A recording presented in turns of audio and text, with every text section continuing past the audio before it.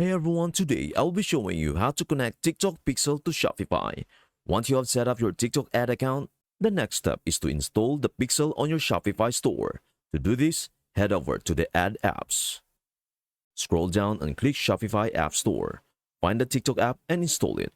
Once installed, click Add App. Scroll down and click Setup Now. Once Shopify identifies your TikTok account, click Connect. If you already have a TikTok Ads Manager created, select the button to connect it to your Shopify store.